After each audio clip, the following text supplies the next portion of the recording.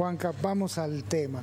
Creo que es algo que se presenta inexorablemente en toda la familia. No es de ser más sensible, menos sensible, más bueno o no. Pero en algún tiempo, incluso se criaban algunas de las hijas para que cuidaran a los padres cuando fueran viejitos. Es parte de nuestra historia, de la historia de nuestros abuelos, ¿no?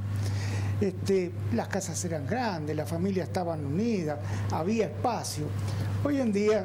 Había tiempo también. Había tiempo. Hoy en día cuando una familia vive en dos dormitorios y un baño y tiene supongamos dos hijos nada más, ¿con quién hacemos compartir la persona mayor? ¿Con la hija? ¿Con el hijo en el mejor de los casos? Y si no, ¿qué hacemos? ¿Va a un geriátrico? ¿Y cuánto cuesta el geriátrico? ¿Y cuánto cobra de jubilación? Son los temas que queremos tratar esta noche. Y muchas veces deciden seguir viviendo en su casa, con lo cual tienen que tener cuidadores personales y que es todo un tema también. Y que la mayor parte de las veces la casa es de la persona mayor. Exactamente. Y no quiere irse, solo. Pero no es fácil tampoco. No es fácil. El tema no es de debate, es de análisis, es de estudio, y para eso personas que nos pueden instruir un poco. Está bien. Recordamos a nuestro invitado y empecemos. Marcio Meglioli, que es el titular de PAMI en San Juan, Sonia Recabarren, que es la directora del albergue Vaperón, que es el albergue del Estado, Sergio Eiben, que es periodista, Clara Lloveras, administradora del Hogar Santa Rita, y Camila Di Stefano, administradora del Hogar Sol de Otto. Si te parece, Juanca, yo empezaría con Sergio, no por ser periodista, sino porque él lo vivió con sus padres, los cuidó mucho tiempo, pero ¿qué es lo que significa en la casa cuidar a una persona mayor? No solo en costos, en otro tipo de problemas. Yo te quiero agradecer porque mientras el mundo habla de guerra y de cuestiones políticas o el discurso del presidente, La Ventana toca estos temas que son los problemas de todos los días, de mucha gente aquí en San Juan. Yo tengo una convivencia de 22 años con el Alzheimer. La conozco absolutamente todo. Primero con mi padre y después con mi madre.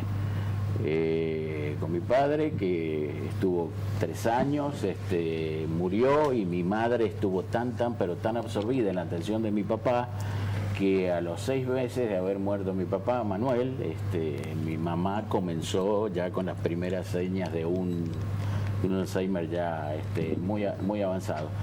En ningún momento, y charlando con mis hermanos, nosotros somos todos varones, lo cual en algunas es una desventaja. En algunos temas, sí, solamente yo aquí en San Juan, tenés que tener suerte, porque siempre las mujeres, y esto se los digo, ustedes se saben manejar de otra manera, ¿no? En este tipo de situaciones, mucho mejor que nosotros para resolver situaciones, para tomar decisiones, para percibir. Todo. Sí. Porque hay a veces y si no, andan bien. en el caso nuestro, que éramos, que somos todos varones y 2 de mis hermanos viven afuera, yo soy el único que vive aquí, te tiene que tocar una buena nuera, como le tocó a mis padres, para que entienda cuál es la situación y le ponga... El mejor piropo que he escuchado. Le ponga orden, sí. Yo tuve suerte porque Silvina fue la hija mujer que no tuvo mi mamá, claro. A todo nivel, ¿no es cierto? En ningún momento nosotros pensamos que tanto mi papá como mi mamá había que sacarlos de la casa, no lo pensamos. Yo estoy hablando del año 2000, de mi papá que murió, y estoy hablando del año 2016 con mi mamá, ¿no? Pero todo eso significó, con el avance del tiempo y el avance de la enfermedad, que generalmente a lo mejor no es un Alzheimer, pero es un Parkinson, o es una vida larga que termina por repercutir en el ánimo de la persona que está enferma. El Alzheimer es tan maligno como persona, Juan Carlos, que te destruye el paciente, te mata el paciente, te mata el entorno familiar y te mata el bolsillo. Siempre estuvieron mis padres en su casa, bueno, nosotros, vos la conocés, es una casa grande, tradicional, pero si hubiera dado quizás la situación en la que vos planteabas, del departamento de 2 ambientes y todo lo demás, realmente yo no me imagino qué es lo que hubiéramos hecho. El tema es tu experiencia, porque no es solamente traer a alguien que cuida al paciente, ¿a quién traemos a la casa? Es Bueno, alguien de afuera que entra a la casa. ese es un problema grave, porque la casa termina siendo tierra de nadie, porque contratás una empresa o contratás una persona, entonces esa tierra de nadie, ¿en qué termina concretándose? En que te roban. La experiencia que nosotros tenemos y que tengo varios amigos que les ha pasado exactamente lo mismo. No metés, no estás metiendo, no sabés a quién estás metiendo en la casa. Hay que tener mucho cuidado, por más empresa, por más que esté especializado en la atención de personas mayores, que esté especializado. Hemos visto que algunas personas mayores les han pegado, hemos visto que algunas personas mayores ni siquiera las atienden. Bueno, y si no, te roban. En mi casa desaparecieron. En tantos años han pasado muchísima gente, y capaz que gente muy buena, pero te has tocado época de gente que todo lo que vas a contar ahora. Claro. En mi casa desaparecían polleras, gamulanes, camisas, cubiertos, perfume, billutería, regalos, florero. Así que hemos llegado a tener una experiencia de tener que poner en su momento cámaras de seguridad. Y a través de la cámara de seguridad, nosotros vimos como una de las personas que atendía a mi mamá tenía uno de esos colchones antiescara, que se inflan con motor, claro. Ese colchón tiene un motorcito que se infla y iba enchufado a una zapatilla. Llegué a ver cómo una de las cuidadoras sacaba la zapatilla que se usaba todos los días. Es decir, es imposible que no preguntes dónde está la zapatilla que se tiene que enchufar. Bueno, y se la guardaba en el bolso y todo lo demás. Entonces, me parece que el problema cada vez se va agravando más, porque la ciencia, fíjate vos, del cuello para abajo, prácticamente le va encontrando la vuelta a las enfermedades. Ahora, del cuello para arriba, las personas se mueren. Más mayores, más viejas y en peor estado. La experiencia tuya como médico, Marcio, esto que dice Sergio, vive mucho más la gente. Vive muchísimo más la gente, la expectativa de vida en la Argentina es bastante alta. Hay muchísimos medios tecnológicos hoy que antes no existían. Antes, ¿qué persona conocíamos que tenía oxígeno? Eran muy poquitos. Hoy tenemos, por ejemplo, en la misma obra social PAMI, no hablo por las otras obras sociales, tenemos más de 350 equipos concentradores de oxígeno repartidos en afiliados de la provincia de San Juan. Tenemos más de 500 internaciones domiciliarias. Sin llegar a la parte de geriatría, no me quiero desviar porque la internación domiciliaria es otro mundo que en mi obra social, en el PAMI específicamente, coincide con la edad etaria, pero hay internaciones domiciliarias para personas jóvenes, coincide con la edad etaria del geriátrico.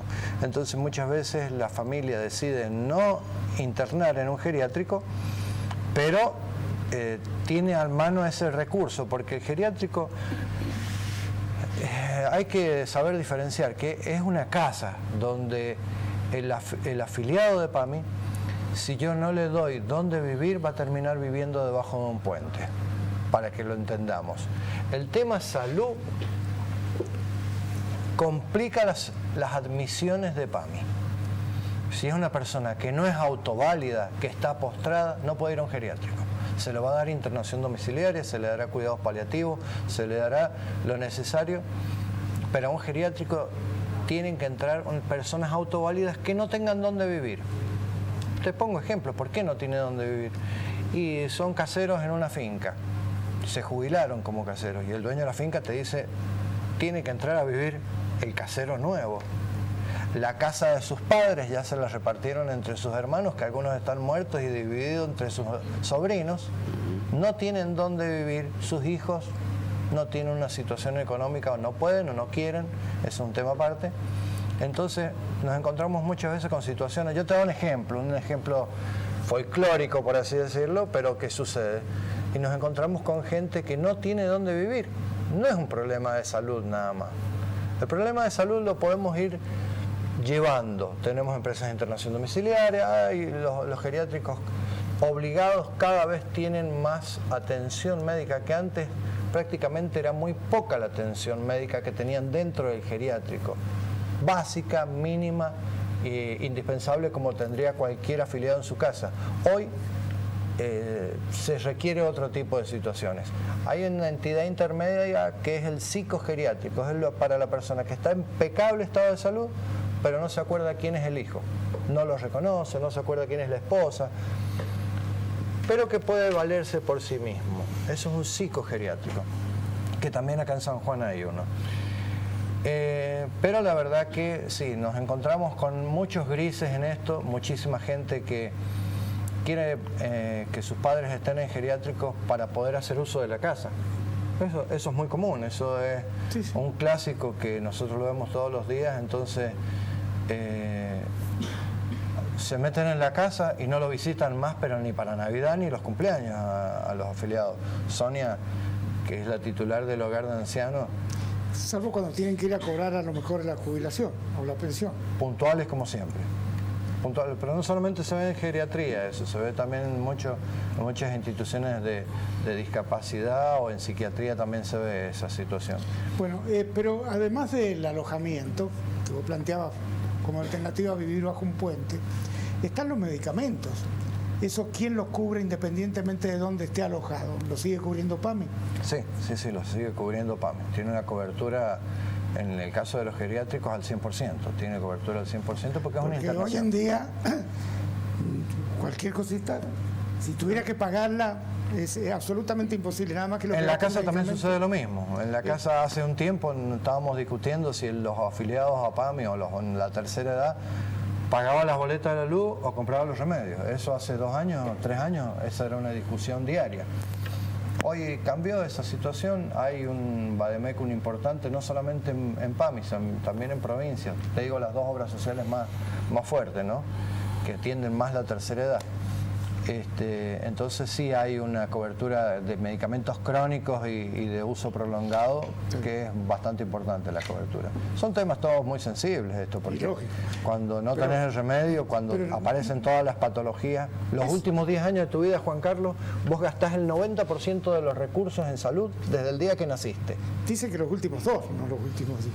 Las estadísticas te dicen que en los últimos 10 años de tu vida gastás el 90% de recursos de salud que vas a usar desde el día que naciste. Solo imagino que tienen claros los números. Ocupación 100% y tienen incluso listas de espera. Nosotros sí, desde la residencia sí. Quería destacar algo que habló Sergio, y es lo importante de tratar este tema de los adultos mayores, así que también agradecerles porque es un tema que vivimos a diario. Un ejemplo dio él de su familia, pero bueno, hay muchas familias en esa situación, y con una patología como Alzheimer o alguna demencia, no solamente sufre el adulto mayor, porque quizás él no se acuerda, pero la familia. Es decir, que es un acompañamiento desde el Estado hacia la familia, ¿no?, porque no es fácil tener a alguien con estas patologías. Y después, cuando Marcio decía de la cantidad que tenemos, sí, somos una población dentro de San Juan, es la séptima provincia más envejecida de la Argentina, es decir, que nos tenemos que, más que preocuparnos, ocuparnos más en esta temática. ¿Cuántos residentes tienen? 145, estamos en el límite máximo y una lista de espera importante. Es decir, que hoy trabajamos con la urgencia, que si bien hay muchas personas que tienen obra social y pueden pagar, otras que no. No solamente en la residencia hay adultos mayores en situación de abandono, sino que hay adultos mayores que no tienen con quién vivir, o que socialmente la familia no puede pagar un geriátrico. Entonces el trabajo social y la evaluación que hay que hacer en la residencia es diariamente, ¿no? Y tenemos que hacer estos lugares. Hemos trabajado mucho en la pandemia y sobre todo hoy estamos teniendo mucha necesidad de ingresos de adultos mayores. Les buscan actividades, es decir, Sí. no solo que sea un lugar donde vivir, sino de vivir con una comunidad, imagino. Que vivir con una comunidad, con muchas actividades, en talleres, teatros, hay distintas actividades. Buscamos lo que cada uno de los adultos mayores quiera dedicarse y les guste, ¿no? Porque la idea es esto, no obligarlos, sino también respetar sus derechos. Así es que bueno, eso es lo vivimos a diario. ¿Qué porcentaje más o menos se vale por sí mismo para hacer, digamos, sus necesidades, para comer, y cuál no? El 50%. 50 nada más. Exactamente, y hay el otro 50% que necesita para las actividades de la vida diaria alguien permanente en su O sea que cuidado. para 135 personas, ¿qué personal necesitarían? Y nosotros tenemos 120 empleados, pero no es suficiente. No es suficiente. Es que es un tema. Sí, ese es el otro tema, el costo que es un geriátrico. Porque aparte hay exigencias legales que son complicadas y eso es lo que queríamos hablar con quienes tienen el geriátrico privado. Tanto Camila como Clara, ¿por qué no nos cuentan cuál es la situación? Bueno, buenas noches. La situación, la demanda es permanente. No estoy de acuerdo con esto de que los familiares los depositan y no se hacen cargo.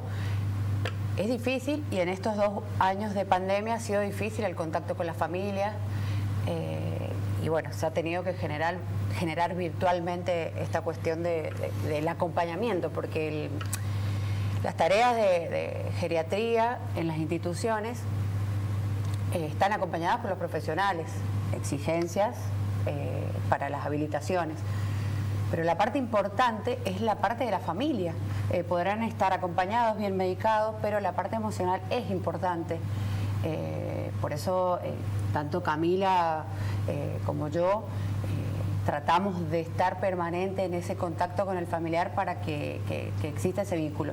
No está bueno que los adultos terminen abandonados en su casa porque no quieren dejar su casa, porque necesitan atención permanente, la medicación tiene que estar regulada, la higiene.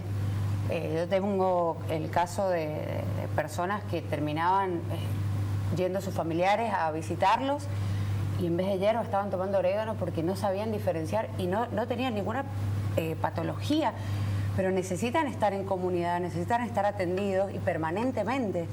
No es una cuestión de... pasa que el geriátrico en el folclore argentino está mal visto. Es como, uy, lo abandonaste, ¿por qué no lo tenés en tu casa? Este es un tema la primera discusión que se plantea en una familia es esta, y no es fácil. Generalmente quienes no lo cuidan son los que dicen tiene que seguir en la casa, ¿no? Claro. Exacto. Buenas noches. Bueno, profundizando lo que dijo Clara, el problema principalmente que hay es que la familia tiene miedo, se ve mucho el prejuicio desde los vecinos hasta la misma familia, como vos dijiste, la familia que no se hace cargo. Y la idea es hacer ver que nosotros no venimos a reemplazarlos ni estamos tratando de hacernos cargo de él, simplemente hacer un equipo. Nosotros la realidad que tenemos creo que es distinta, por ejemplo, a la de Sonia, porque nosotros al ser instituciones privadas es gente que va y se hace cargo. Uno de los requisitos que tenemos nosotros es el tema de las visitas. Ellos obligadamente los tienen que ir a visitar. ¿Pero qué pasó ahora en la pandemia, por ejemplo? Y ahora en la pandemia nosotros, por ejemplo, tuvimos que... Utilizamos un lugar de la casa que estaba afuera, el cual construimos para como un salón recreativo, lo utilizamos como salón de aislamiento y lo podían ver a través de un vidrio. ¿Qué pasa?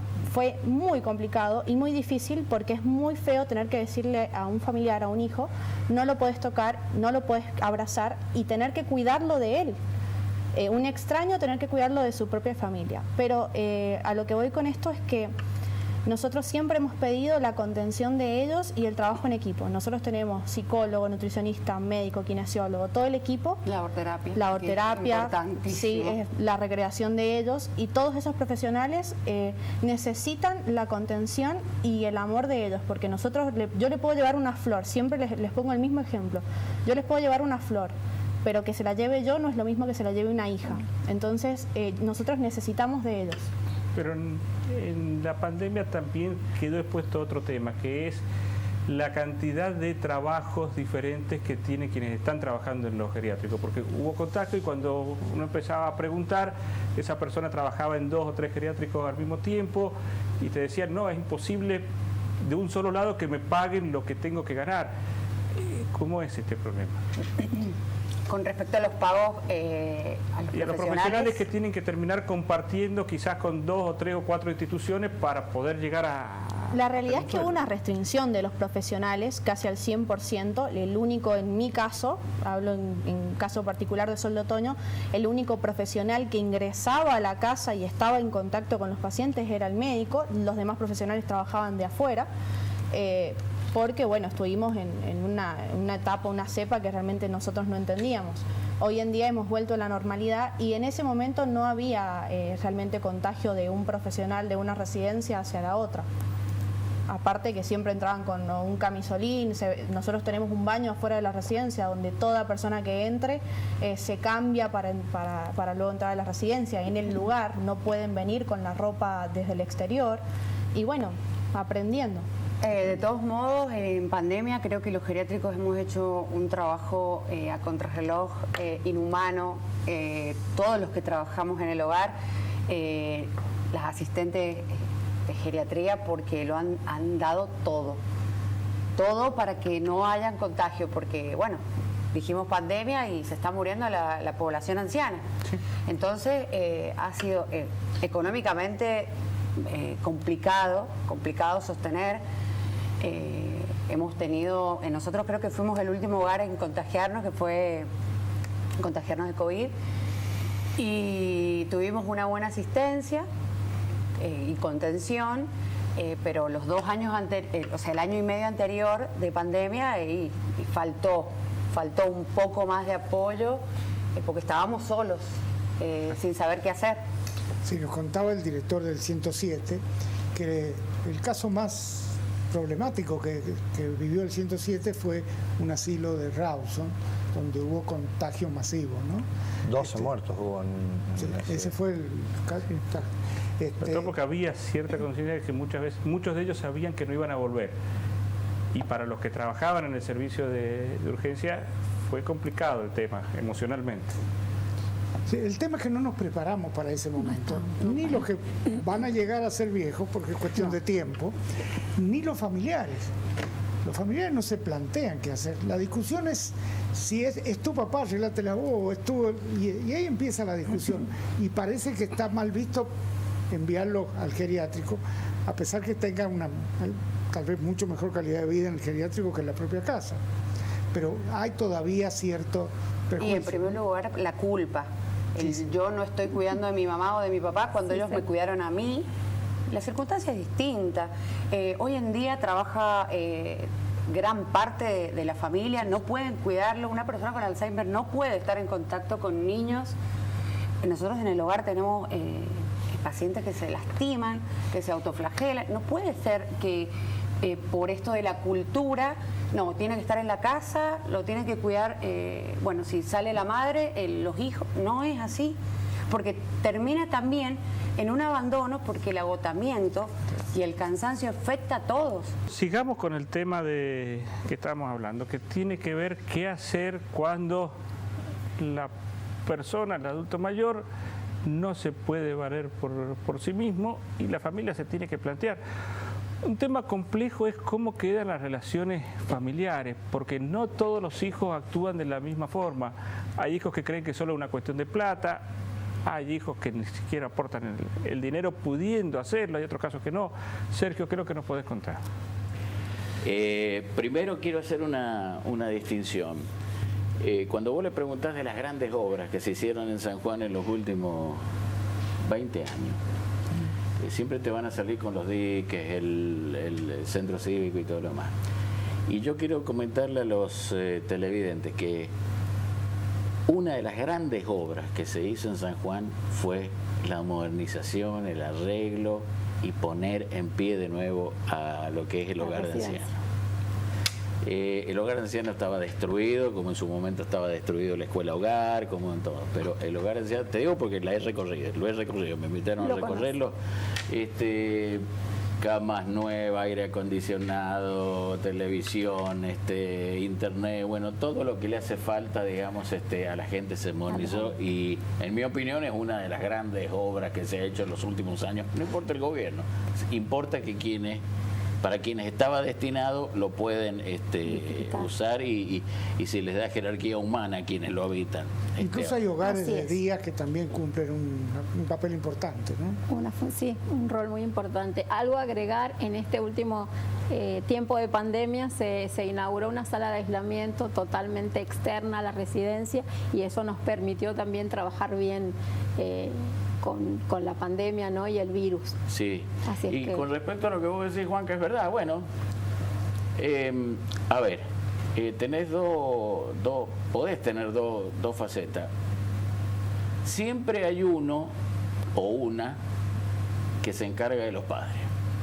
Siempre ha sido así, quizás siempre ha sido que la relación de los padres con esa hija o con ese hijo ha sido más profunda que con los otros.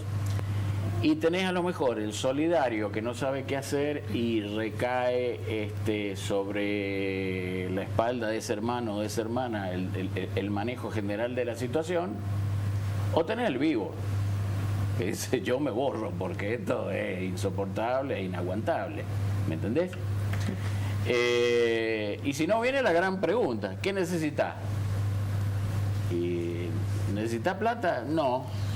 Necesito que estés acá para ver si me puedo ir 10 días de vacaciones a Barreal, por ejemplo. Y no puedo ir. Y bueno, entonces no necesito nada. ¿No es cierto? Y por el otro lado, un concepto que a mí desde el punto de vista anímico, sentimental, y me ayudó mucho, es el concepto que en algún momento me dijo el médico de mis padres, que me dijo, mira, para sobrellevar la situación vos tenés que entender que tus padres no están más. Esa persona que vos ves ahí no es tu padre, es otra persona. Es decir, esa persona que vos crees que no traga porque te quiere hacer la vida imposible a vos que le estás dando, no es tu papá, no es tu papá, es otra persona. Sí. Entonces tenés que ubicarte en que esa otra persona se encuentra en otra situación y te condiciona a vos la situación tuya, la del entorno familiar, porque quién cuida, quién va, quién esto, hay que ir a comprar los remedios, no quieren ir. Hay que cuidar al que cuida. Esperate que tengo fútbol. Tendría que ver la obra social cuidar al que cuida, ¿no? Sí, cuidar al que cuida es importante, sí. Creo que querías agregar. No, sí, la verdad que todos estos temas son temas muy sensibles que seguramente más de uno que hoy está escuchando el programa hasta puede tener lágrimas en los ojos. Se ve reflejado, lógicamente. Sí, se ve reflejado la que uno vive o la que sabe que se le viene o la que vivió. Sergio está contando la que vivió de 22 años, de estar acompañando personas con Alzheimer. Y esas son algunas de las patologías cuando tenés los post-secuelados de ACV. Vamos a otro tema duro, la parte económica. ¿Cuánto cuesta? Por ejemplo, yo tengo amigos que han tenido personas a cargo, han llegado a tener hasta 4 personas para cuidarlo las 24 horas, incluidos los sábados y domingos. Y resulta que después han tenido 4 juicios cuando murió el padre. Sí. Y con justa razón, o no sé, pero tuvieron un juicio como igual que si fuera un despido. Que hay una relación laboral. Hay una relación laboral. Esto también es así. A mí me pasó. ¿Ah, sí? A los 2 días que murió mi mamá, me llegó la carta de documento, cuando en realidad yo quería que esa otra persona se ocupara siguiera estando en relación de dependencia con nosotros. Te compras un problema también. ¿Cuánto hoy está cobrando un cuidador domiciliario? Alguien que esté dentro de la ley, porque también me imagino que habrá de todo tipo, ¿no? Aproximadamente 200 pesos la hora. La hora. Pero si es por mes, cerca de los 40.000, ¿no? Sí, mucho más. Mucho más. Sí, con cargas sociales más. Exacto, porque no trabajan más de 7 u 8 horas. Ojo, esto no es la realidad de los geriátricos, pero sí muchas veces vienen los familiares a averiguar a las residencias por el hecho de que dicen que es una locura lo que cobra una persona que no está capacitada, que simplemente tiene la buena energía o la predisposición para trabajar de cuidar a un adulto mayor, que no es lo mismo que saber levantar, que saber cuándo dar de comer, que saber tomar signos vitales, que saber cambiar un pañal, que saber de escaras. La alimentación. Exacto, saber cómo bañar, no es agarrar a una persona y bañarla, hay que saber cómo tratar a la persona, cómo movilizarla para bañarla. ¿Cómo hablarle? Exacto. Muchas veces le hablan como si fuese un niño y si está bien mentalmente no tienen por qué hablarle como un niño, le tienen que hablar como una persona adulta. Bueno, Para eso pero deben entonces, estar preparados como cuidadores realmente con todo lo que exige la gerontología. Quiero hacer hincapié en lo que dijiste de cuidar a los cuidadores.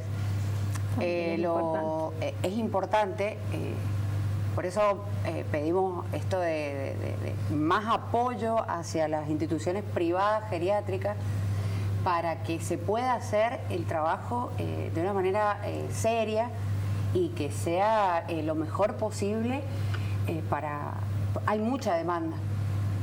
Hay demanda insatisfecha hoy en San Juan. ¿Cómo? Hay demanda insatisfecha, es decir, harían falta más geriátricos. Más geriátricos, más habilitaciones, más apoyo. Más personal capacitado, más asistentes capacitados. Vienen nutricionistas, psicólogas, en esa parte estamos cubiertos, pero cuando hablamos de un asistente, de una persona, como le dije recién, no es lo mismo tener la predisposición que saber. Hay cosas que yo no entiendo y sé que si lo digo resulta antipático. Hay montonazo de personas que cobran por no trabajar y se podrían especializar y estar ayudando en estos casos, como cosechando la uva, la vendimia de San Juan. Están desesperados, no la pueden levantar y mientras tanto hay tanta gente que cobra y no va a trabajar. Esto es un absurdo, ¿no? Sí. Puede resultar antipático, pero alguien tiene que decir. Sería un buen proyecto en la capacitación de personal para los hogares. Pueden tener ingresos mejores. Nosotros diariamente buscamos de a 2 o a 3 personas para incorporar en el equipo de la residencia y no encontramos. Y la gente que encontramos nos pasa que muchas veces no sabe ni siquiera escribir. Entonces, ¿cómo van a hacer un curso? El lunes pasado le hicimos una larga entrevista a Agustín Ibáñez, un psicólogo especialista en neurociencia sanjuanino que ahora vive en Irlanda y es de primer nivel mundial. Él lo que decía que la revista más importante de economía a nivel mundial dice que es el año de la salud mental en cuanto a inversiones y negocio. Es decir, que esto no es un tema de ahora, el mundo lo está viendo como que es el gran tema de la próxima década al menos. Bien, en Argentina representa ya el 12% del Producto Bruto, pero esto no tiene límites. Si en Argentina el 12, pero puede ser el 20, depende de la calidad de salud que queramos dar y a quiénes vamos a cubrir, porque hay gente que realmente se la deja desamparada todavía. Y también me parece, Juan Carlos, que los trabajadores necesitan quizás un apoyo psicológico también. Hay que pasar 8 horas todos los días con una persona enferma, ¿no? Los familiares también. Claro, por supuesto. Pero había un muchacho que lo cuidaba a mi papá y después de muchos años me lo encontré y le digo, Juancito Balaguer, le mando un saludo porque es televidente de La Ventana. Le digo, y Juan, ¿cómo andás tanto tiempo? Le digo, ¿seguís en el rubro? Me dice, no, lo dejé porque estoy cansado de encariñarme con la gente que después se muera. Bueno, pero hay otro tema que es clave. Cuando se va a decidir qué hacemos con el papá, con el abuelo, con lo que sea. Si la justicia tiene 2.000 empleados ya, tendrían que mediar. Necesitamos mediadores que puedan ir a una reunión familiar y explicar situaciones, ¿no? Que sería lo lógico. Porque pues, ¿para qué dejar que se peleen entre hermanos, que lleguen a juicio, que lleguen a las trompadas, siendo que se podría resolver con un buen mediador? Y con asistencia psicológica a toda la familia para que se acepte las condiciones del adulto mayor. Esto se ve, los problemas que estás nombrando, Juan Carlos, lo veo yo con personas sanas, con adultos mayores sanos. Imagínate cuando el adulto mayor tiene alguna patología o ya no lo pueden cuidar, y si a eso le agregás una patología psiquiátrica o de salud mental, porque no es sinónimo, te repito, geriatría que psiquiatría. Son dos instituciones por separado que tienen estadía prolongada. Eso sí, y que en general es un camino de ida que es muy raro, el que se mejoró y le dan el alta y se va a la casa. Entonces, eso uno lo ve con personas sanas, con personas que son autoválidas y que por ahí no pueden tener la movilidad de ir a cobrar y tiene voluntarios que cobran, o la movilidad de ir a hacer las compras. Entonces, ir a hacer las compras diarias, no hablemos, ¿cuántas veces va al supermercado usted, Juan Carlos? ¿Una vez por semana? Si es organizado, porque si no, capaz que va todos los días a comprar la diaria. Ese problema de movilidad genera muchas veces estos conflictos. Entonces, el mediador que vos proponés tiene una variedad y muy amplia la gama que estamos viendo. Te lo digo desde el punto de vista geriátrico, psiquiátrico. Las personas que se hacen diálisis, es casi una estadía prolongada, porque 3 veces por semana tiene que estar 6, 8 horas en una institución conectado en una máquina. Y ¿quién lo lleva? ¿Quién lo va a buscar? No es me subo a un colectivo después de hacer de diálisis. Salgo golpeado después de una diálisis. ¿Quién lo lleva y quién lo trae? Entonces, todo ese tipo de situaciones, en general, las obras sociales cubren el transporte y el alimento durante el tiempo de la diálisis. Pero hay personas que dicen, no, yo lo quiero llevar y lo quiero traer. Perfecto, estás en todo tu derecho de querer llevar a tu papá y que después ir a buscarlo. Y me parece excelente. Que no se descompensen, por supuesto. Porque vienen los conflictos por el bien intencionado. Bueno, creo que es un pequeño panorama, pero es comenzar a tratar estos temas. Y creemos que este año con Juanca lo hablábamos, vamos a ir más que los debates políticos, que estas cosas que ya abruman a la gente, ¿no? Ir a estos temas que son de la sociedad. Pensamos que no estamos equivocados. Vamos a ver. Muchas gracias por haber aportado hoy sus experiencias. Gracias.